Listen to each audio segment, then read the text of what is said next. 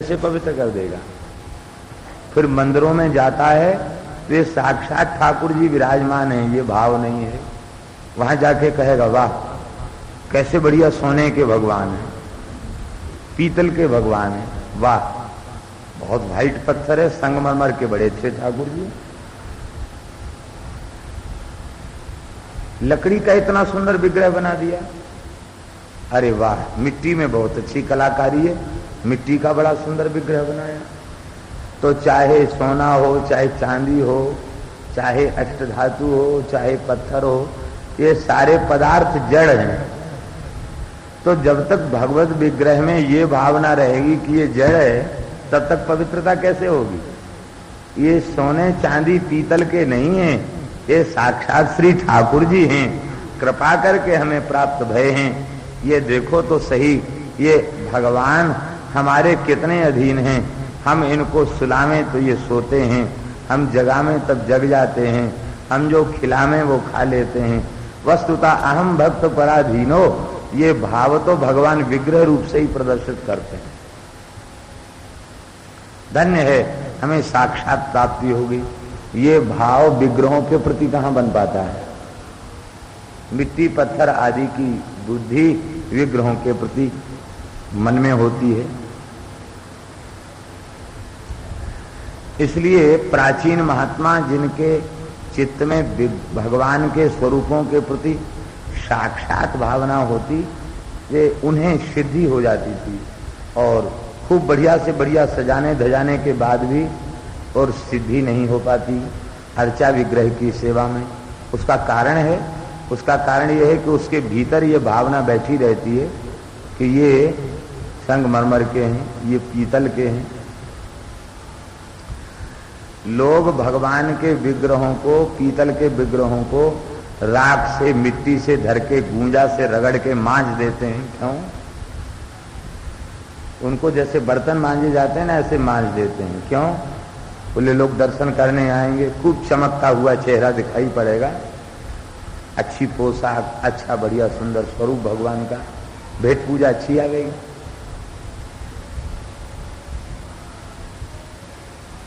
यदि हम माने कि ये श्री ठाकुर जी हैं, इनके रोम रोम में कोमलता है, माधुर्य है, ऐसा व्यवहार होगा उनके प्रति।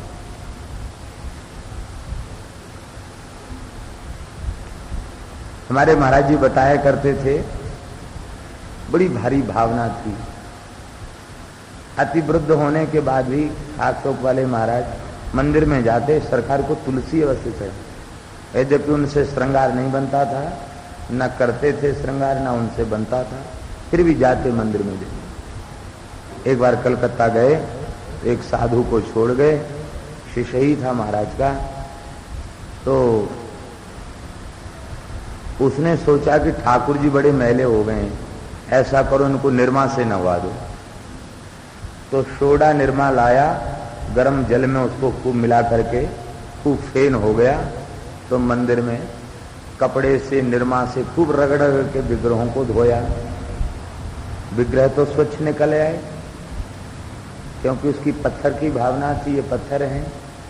और महाराज कहते हैं कि रात के समय कलकत्ता में भवानीपुर में हम रुके हुए थे, तो क्या देखते हैं, तीनों सरकार और पहाड़ी बाबा को भी स्नान कराया उसी निर्मा के पानी से, पहाड़ी बाबा का विग्रह। तीनों सरकार बाबा के साथ वहां पहुंचे, राम लक्ष्मण जानकी और मूल पुरुष पहाड़ी बाबा श्री स्वामी नृसिंहदास जी, चारों पहुंचे स्वप्न में। और पहुंच करके बाबा कह रहे हैं, पहाड़ी बाबा कहते हैं महाराज का नाम लेके, अमुकदास देखो वो चेला ने इतना जो है हमको निरमा लगाया है, तो सब शरीर जल रहा है, फफोले आ गए, और सरकार के नेत्रों में जल है। ये कहते हैं कि हमारे सारे शरीर में, तीनों सरकार के शरीर में फफोले आ गए। कहते ये दृश्य जब दिखाई पड़ा तो तुरंत घबरा करके जागृत हो गए। क्या हुआ, क्या हुआ? बोले हुआ क्या, झोली उठाई, बोले अब हम चलेंगे वृंदावन। महाराज रात को सवेरा तो हो जाने दो। बोले हाँ बस ट्रेन की प्रतीक्षा है, हम वृंदावन चलेंगे। इतने जल्दी रिजर्वेशन नहीं मिला, मत मिलने दो, हम वृंदावन जाएंगे। हमारे ठाकुर जी हमको बुला रहे हैं वृंदावन। गाड़ी में बैठे और वृंदावन है। कहती यहां आए तो देखा सरकार उदास हो रही। इस घटना को वर्णन करते करते महाराज के नेत्रों में जल आया, गदगद हो गया। ये साक्षात हैं, बड़े विश्वास पूर्वक कहते थे, ये साक्षात विराजमान है। कहते आते ही हमको लगा कि ठाकुर जी रो रहे हैं जलन के मारे। चेला से पूछा क्यों भाई? अरे महाराज आपसे पूजा तो बनती नहीं, इतना मैल चढ़ गया था, खूब गर्म पानी करके सोडा निरमा डाल के और खूब रगड़ रगड़ के धोया, साफ हो गए भगवान। उस समय महाराज का शरीर बहुत अच्छा था, नृसिंह तो थे ही, लगाए 2-4 तमाचा, भाग गया। बड़ा ठाकुर जी को साफ करने वाला है, अपने को साफ नहीं किया, ठाकुर जी को साफ करता है। कहते मक्खन और कपूर मिला करके संपूर्ण श्रीअंग में पहाड़ी बाबा के तीनों सरकार के लगाया और उसी रात को ठाकुर जी ने कहा अब हम ठीक हो गए। कहने का तात्पर्य यह है कि जो भगवान के विग्रहों को ये साक्षात हैं इस रूप में अनुभूति करता है, उसे सेवा में सद्य सिद्धि होती है। और जब तक ये भावना ये बनी रहेगी कि मिट्टी पत्थर के हैं, तो न तो मिट्टी शुद्ध कर सकती, न पत्थर शुद्ध कर सकता है, न धातु शुद्ध कर सकती। इसलिए सबसे पहले यह भावना स्वीकार करो, ये साक्षात सरकार हैं, ये साक्षात है, ये मिट्टी पत्थर नहीं है। लेकिन ऐसी भावना तीर्थ के जल में सामान्य जल की बुद्धि और भगवान के विग्रहों में मृत पाषाण आदि की बुद्धि प्रायः बनी ही रहती है जीव के भीतर। और दीर्घ काल तक जब वह सत्संग करता है, तीर्थों का सेवन करता है, तब कहीं किसी संत के अनुग्रह से उसे ये बात समझ में आ जाती है कि साक्षात। एक कोई व्यक्ति बहुत गरीब था, किसी संत के पास गया, महाराज हम बहुत गरीब हैं। बोले कोई बात नहीं, गोपाल जी की सेवा पूजा करो,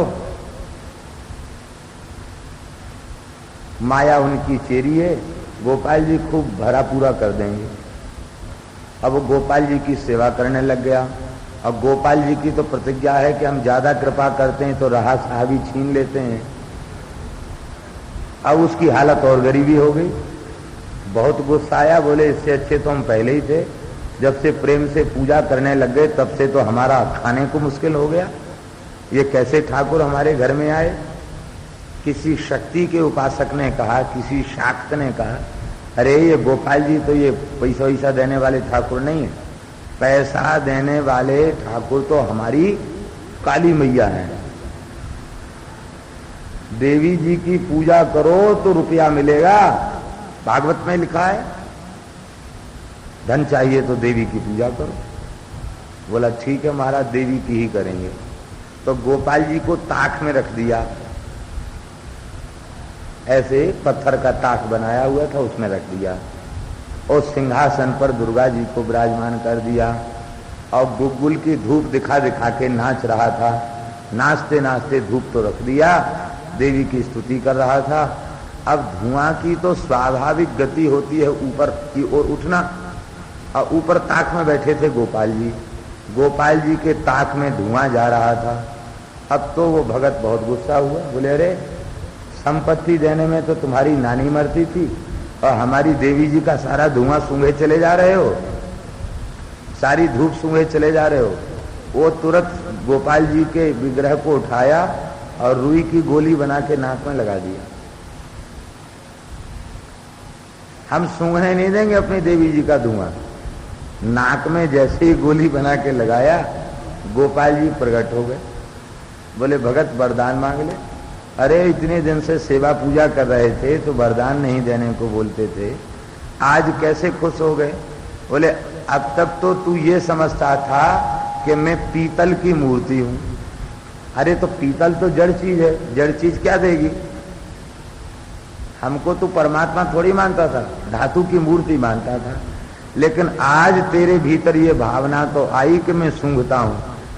पीतल तो सूंघता नहीं, लोहा भी सूंघता नहीं, सूंघता तो कोई प्राणवान ही है।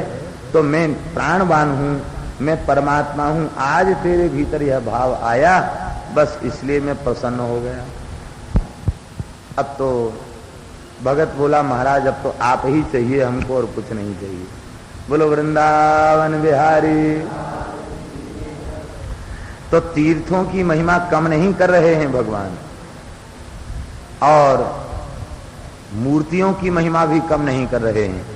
यह कह रहे हैं कि तीर्थों में तीर्थत्व की भावना और मूर्ति में भगवत स्वरूप की भावना ये प्रायः जीव के भीतर नहीं आ पाती है, इसलिए उनके सेवन करने पर दीर्घ काल में पवित्रता होती है। लेकिन संतों का दर्शन सद्यः पवित्र करता है। तीर्थ से और विग्रहों की अपेक्षा संत की महिमा ज्यादा है। क्यों? इसलिए ज्यादा है कि तीर्थ में तीर्थ की भावना और विग्रहों में भगवत स्वरूप की भावना, साक्षात स्वरूप की भावना भी बिना संत के अनुग्रह के संभव नहीं है। इसलिए वस्तुतः जीव को जो कुछ प्राप्त होता है, श्रद्धा, विश्वास, भक्ति, वह संत की कृपा से ही प्राप्त होती है। इसलिए संतों की महिमा विशेष है।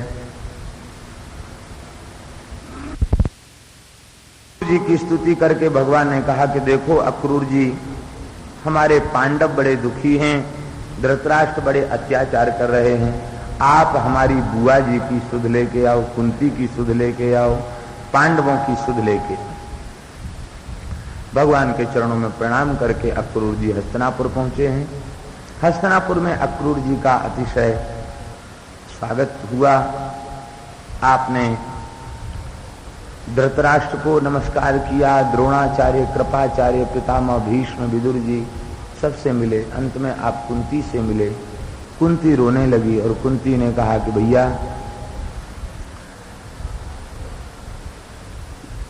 विपत्ति में कोई किसी का सहायक नहीं होता है। अक्रूर भैया देखो, मैं कितनी विपत्ति में हूं, मेरी कोई खोज खबर लेने अब तक नहीं आया। अब जाने कैसे भूले भटके तुम चले आए। अक्रूर जी ने कहा कि बहन जी किसी को दोष मत दो। वसुदेव देवकी और हम सब कंस के अत्याचार से कितने पीड़ित थे, इसका क्या तुम्हें ज्ञान नहीं है?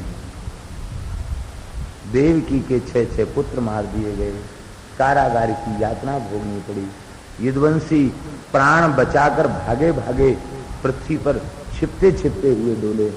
क्या इस बात का तुम्हें पता नहीं है? इसलिए कुंती दोष किसी को मत दो। कौ न काऊ सुख दुख कर दाता, निजकृत कर्म भोग सब भ्राता। हम अपना भोग रहे हैं, तुम अपना भोग रही हो, लेकिन तुम जो कह रही हो कि हमें किसी ने याद नहीं किया, श्री कृष्ण तुम्हारी याद करते हैं और श्री कृष्ण ने ही हमें दूत बनाकर भेजा है।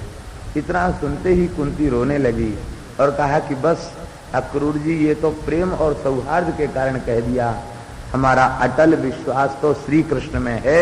वस्तुतः भ्रात्रेयो भगवान कृष्ण शरण्यो भक्तवत्सलः पैतृस्वसेयान् स्मरति रामश्चाम्बुरुहे क्षणः।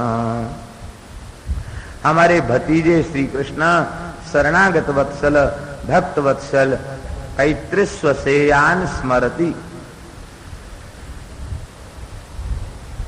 बुआ के लड़कों की याद करते हैं, बुआ जी की याद करते हैं। धन्य है अक्रूर, अब हमें कोई चिंता नहीं। श्री कृष्ण जिसकी याद करते हो, श्री कृष्ण को इतनी चिंता है तो अब हमें कोई भय नहीं है। इतना कहते कहते श्री कुंती जी व्याकुल हो गई। भगवान की याद आते ही कुंती जी व्याकुल हो गई और कुंती ने कहा कि हे भगवान, मेरी दशा ऐसी है कि जैसे भेड़ियों के बीच में हिरनी, भेड़ियों का झुंड हो और किसी हिरनी के 5 छोटे छोटे छोना हो, वो बेचारी हिरनी उन भेड़ियों से अपने बच्चों को कैसे रक्षा करे। ये सब भेड़िए हैं और मैं हिरनी के समान संकट में हूँ। कृष्ण कृष्ण महायोगिन विश्वात्मन विश्वभावन प्रपन्नाम पाहि गोविंद शिशुभिश्चावसीदति। हे कृष्ण हे महायोगिन, हे विश्वात्मन विश्वभावन, मैं आपकी शरणागता हूं। हे गोविंद, हमारी रक्षा करो। भगवान को ये गोविंद नाम अतिशय प्रिय है। इतना प्रिय है ये गोविंद नाम कि इस नाम से कोई ठाकुर जी को पुकारे तो ठाकुर जी कहते कि हमारे ऊपर कर्ज बढ़ जाता है। यद गोविंदेति चुक्रोश कृष्णा माम दूरवासिनम ऋण में तत्प्रवृद्धम में हृदयान्नापसरपति। द्रौपदी ने गोविंद कह करके पुकारा तो ठाकुर जी कहते मैंने वस्त्र बढ़ा दिया, किंतु इसके बाद भी हमारे भीतर इस बात की ग्लानि होती है, इस बात का अनुभव होता रहता है कि वस्तुतः मैं कर्जदार हूं। गोविंद कह के पुकारा, उसका इतना ऋण में तत्प्रवृद्धम, इतना कर्ज बढ़ गया कि हृदया नाप सरपति, वो कर्ज का बोझ हमारी छाती से उतर नहीं रहा है। गाम बिंदती थी गोविंदा है। यहां गोविंद कहने का भाव कुंती का ये है कि मैं आपकी गाय हूं। हे गोविंद, मैं आपकी गाय हूं, मेरी रक्षा करो।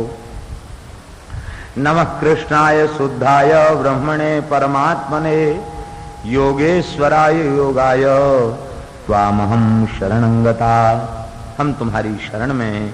कुंती विह्वल हो गई। अक्रूर जी ने समझाया और समझाने के बाद कहा कि तुम चिंता मत करो, भगवान को तुम्हारी बड़ी चिंता है। धृतराष्ट्र को बड़ी सज्जनता पूर्वक, बड़ी शिष्टता पूर्वक, बड़े आदर पूर्वक अक्रूर जी ने समझाया। भो वैचित्रीर्यंतम कुरुणाम कीर्ति वर्धन। कुरुवंश की कीर्ति बढ़ाने वाले हे विचित्र वीर्य के पुत्र धृतराष्ट्र, इस समय आप महाराज पांडु की आसन पर बैठे हैं। धर्म पूर्वक पालन करें, धर्म पूर्वक प्रजा का पालन करें। अपने पुत्रों में और भाई के पुत्रों में भेद न करें। देखो, यदि आप ऐसा करेंगे तो उससे क्या होगा? कहते उससे विनाश होगा। ना तो तुम्हारे पुत्रों का लाभ होगा, न पांडवों का लाभ होगा। देखो, तुम किसके लिए यह सब करना चाह रहे हो? पाप तुम कर रहे हो, उस अन्याय अत्याचार का दुष्परिणाम भोगना पड़ेगा तुम्हें। इसलिए जब मरना ही है तो पाप क्यों करते हो? इन सब बातों को सुनकर के धृतराष्ट्र ने कहा कि आप बात तो बहुत अच्छी करते हैं, आपकी बात बड़ी मीठी लगती है। जैसे किसी मनुष्य को, प्यासे को अमृत मिल जाए, ऐसे ही बड़ी सुंदर आपकी मीठी बातें हैं। लेकिन क्या करें, हमारी वृत्ति बड़ी चंचल है, उसमें आपकी बातें टिक नहीं पा रही हैं। पृथ्वी का भार उतारने के लिए हमने सुना है यदुवंश में श्री कृष्ण और बलदेव का अवतार हुआ है। वे भगवान ही सारी व्यवस्था बनाने वाले हैं, वे ठीक बनाएंगे काम। यह नहीं कहा कि भगवान ने ही कहकर भेजा है कि धृतराष्ट्र को समझा के आओ। भगवान की बात नहीं मानी, सारी बात भगवान के ऊपर छोड़ दी। अक्रूर जी हंसने लगे। अक्रूर जी ने कहा, ठीक है राजन, जब भगवान ही सब करने वाले हैं तो ठाकुर जी तो बहुत अच्छा करेंगे। ऐसा अच्छा करेंगे कि वंश में कोई जल देने वाला नहीं बचेगा। अक्रूर जी कह करके चले आए। भगवान से आकर के अक्रूर जी ने सारी बात बता दी। कंस की दो रानी अस्ति और प्राप्ति, ये जरासंध की पुत्री थी। कंस वध के पश्चात ये अपने पिता के पास गई, रोती भई, हमें विधवा बना दिया। इसने प्रतिज्ञा कर ली यदुवंशों को नष्ट कर दूंगा।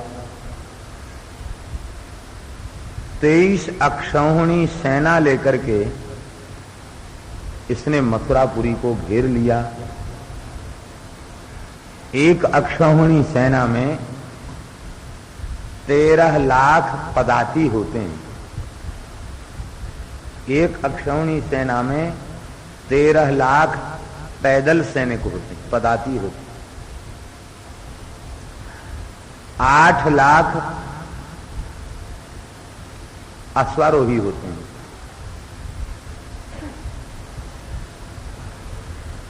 और 4 लाख गजारोही होते हैं और 2 लाख रथारोही होते हैं। इतनी बड़ी सेना होती है एक अक्षौहिणी सेना। ऐसी 23 अक्षौहिणी सेना लेके ही आया। कितनी बड़ी सेना लेके आया। इन सेनाओं का जो वर्णन पुराणों में मिलता है, इससे ये सिद्ध होता है कि उस काल में भारतवर्ष की सत्ता, भारतवर्ष की सीमाओं का विस्तार कितनी दूर तक था। सारी धरती पर उनका शासन हुआ करता था और राजाओं के पास बहुत बड़ी बड़ी सेनाएं हुआ करती थी। घेर लिया, मथुरावासी व्याकुल हो गए। भगवान ने सबको सावधान कर दिया और कहा कि बिल्कुल भय करने की आवश्यकता नहीं, सब संकट का समाधान हो जाएगा। भगवान श्री कृष्ण बलदेव कवच धारण करके तैयार भये हैं। भगवान ने 5 जन शंख बजाया है। आकाश से 2 रथ उतर के आ गए हैं। एक तो श्री दाऊ दादा का रथ और दूसरा रथ श्री ठाकुर जी का रथ। ये वैकुंठ से गोलोक से उतर के दोनों रथ आए हैं। भगवान के रथ में गरुड़ की ध्वजा है और शैव्य, सुग्रीव, मेघपुष्प और बलाहक 4 अश्व उसमें जुटे हुए हैं। भगवान का दारुक नाम का सारथी भी ऊपर वैकुंठ से ही आया, वो सारथी उसमें विराजमान है। और श्री दाऊ दादा का रथ, उसमें 4 घोड़े हैं और कोविदार ध्वजो रथे। कोविदार माने ताल, कोविदार वृक्ष का चिन्ह, ताल वृक्ष का चिन्ह दाऊ जी की ध्वजा में बना हुआ है। ऐसे दिव्य रथ प्रकट हो गए। उन रथों में भगवान विराजमान हो गए। छोटी सी नारायणी सेना को लेकर नगर से बाहर निकले। भगवान के शंखनाद से उन असुरों की, उन दुष्टों के छातियां फट गईं, विदीर्ण हो गईं। विष्णोर्मुखोत्था नीलपूरितस्य यस्य ध्वनिर्दानव दर्पहंता तत्पांचजन्यम शशिकोटि शुभ्रम शंखम सदाहम शरणम प्रपद्ये। शंख की ध्वनि दानवों के दर्प का हनन करने वाली है। उनकी तो छाती फटने लग गई।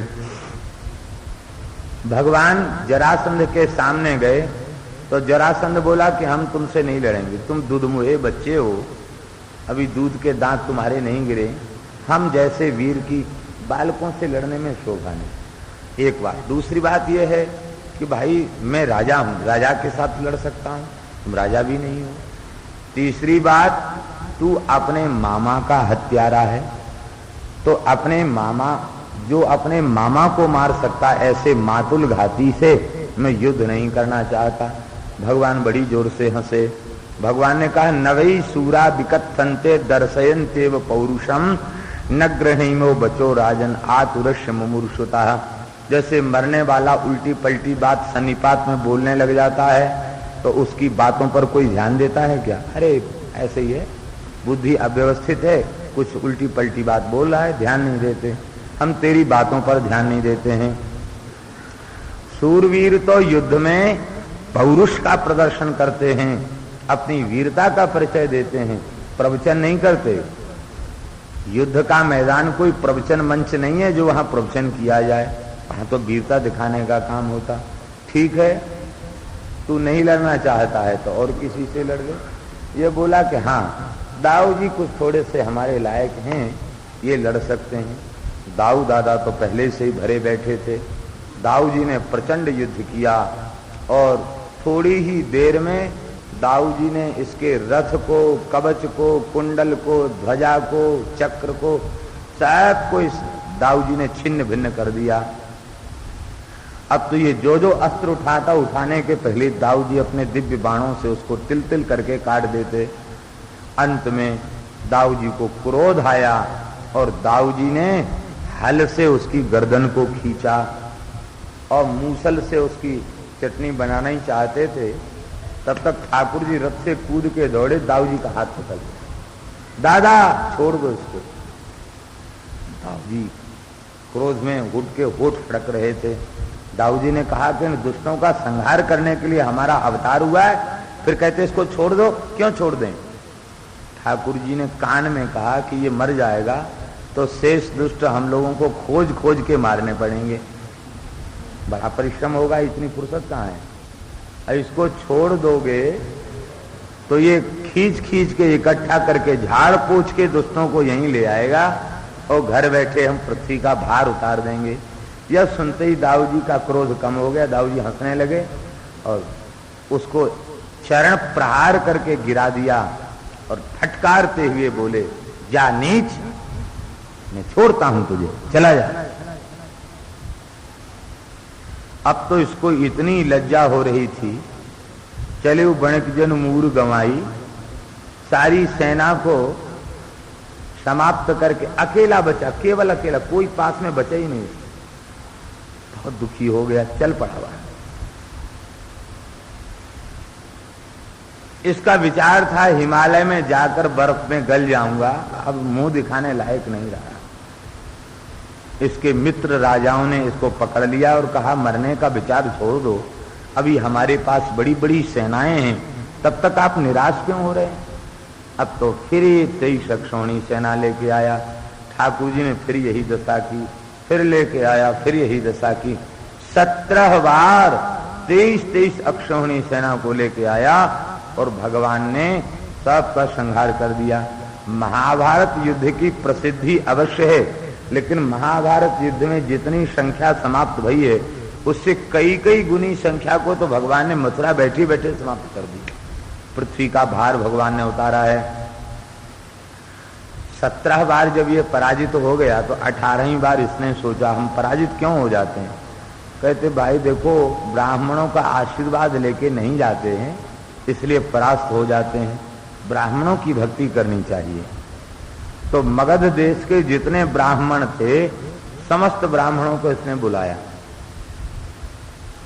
वो भंडारे के नाम पर, प्रसाद के नाम पर साधु और ब्राह्मण ये कृपा करके अवश्य पधारते हैं, बड़े कृपालु होते। कई कई जगह धोखा भी हो जाता। मथुरा में पोतरा कुंड की सफाई चल रही थी तो रंग लक्ष्मी विद्यालय पर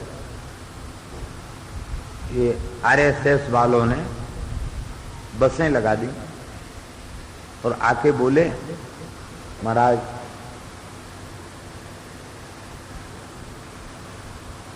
जितने पंडित हैं, विद्यार्थी हैं, सबका निमंत्रण है। और संस्कृत के जितने विद्यार्थी थे सब बढ़िया बढ़िया कुर्ता, लंबे कुर्ता और धोती बढ़िया पहन के चौड़ी किनार की तैयार हो गए, बसों में बैठ गए। हम भी पढ़ते थे विद्यालय में, हमसे कहा बाबा तुम नहीं जाओगे? हमने कहा हम नहीं, के न्योता व्योता में नहीं जाते हैं, नहीं गए। अब उनकी क्या बददशा भाई, जिनको न्योते के नाम पे ले जाया गया, वहां ले जाके कहा कि ये तसला उठाओ, वो सब कीच भर भर के बाहर फेंको।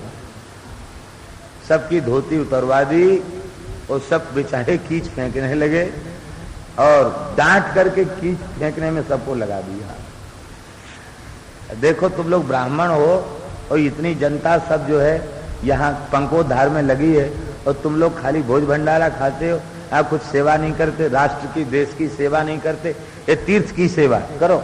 अब सब कीच बेचारे फेंकने लगे, फेंकते फेंकते कीच। इसके बाद सबको पूड़ी और साग, ऐसा नहीं खिलाया उनको, जरूर पूड़ी साग खिलाई, लेकिन दक्षिणा 1 रुपया भी नहीं दिया। चाहे जितना बढ़िया भोजन करा दीजिए, दक्षिणा यदि नहीं तो कहते हैं अरे खिलाते खिलाते मार दिया, दांत घिसा ही नहीं दिया, दांत भी सब घिस गए खाते खाते। तो बिना दक्षिणा के स्वाद नहीं आता। अब दक्षिणा नहीं मिली और कहा कि महाराज अब आपने बहुत अच्छा किया, आप सब ब्राह्मण पधारे, आज आपने बहुत श्रमदान किया, अब आप लोग पधारें। वहां से तो बस में लेके आए थे, वहां से बस की भी तैयारी नहीं रखी, कहा आप पधारें। तो जिनकी जेब में पैसा था वे बेचारे तो टेम्पो में बैठ के चले आए, और जिनके पास पैसा नहीं था वो पैदल वहां से चल के आए। अब बहुत दिनों तक हंसते हंसते सब, भाई देखो। तो ऐसे ही न्योता देकर सब ब्राह्मणों को इसने बुला लिया, और बुलाने के बाद सबको कारागार में डाल दिया। ऐसा ब्राह्मण भक्त था, सब ब्राह्मणों को कारागार में डाल दिया, जेल में सबको बंद कर दिया, और दूध, घी, बादाम, मेवा, मिश्री, सब खाने बनाने खाने की सारी सामग्री वहां प्रचुर मात्रा में रख दी, और कहा कि महाराज हमें इससे मतलब नहीं है कि किस देवता के मंत्र का जप करते हो और कौन सा स्तोत्र पढ़ते हो, हमें इससे मतलब नहीं है। भजन करते हो कि सोते हो, इससे भी हमें कोई मतलब नहीं। बनाओ, खाओ, सो, व्रत करो, उपवास करो, फलाहार करो, अन्नाहार करो, जो तुम्हारी इच्छा हो सो करो। कान खोल के सुन लो, कारागार के बाहर निकल के नहीं भाग सकते। अब मैं युद्ध करने जा रहा हूं, यदि जीत के आया मुंह मांगी विदाई दूंगा, और अब की बार भी यदि परास्त होके आया, एक भी ब्राह्मण को जीवित नहीं छोड़ूंगा, सबको मार डालूंगा। कह के ये चल पड़ा। और कई विद्वान तो कहते हैं कि इसने बड़े बूढ़े पंडितों को और बालकों को तो जेल में बंद कर दिया, अब सेना तो उसके पास कम बची थी, इसलिए जो युवावस्था के ब्राह्मण थे उनको जबरदस्ती डंडे के बल पर सबको सेना में भर्ती कर दिया। वो बेचारे कह रहे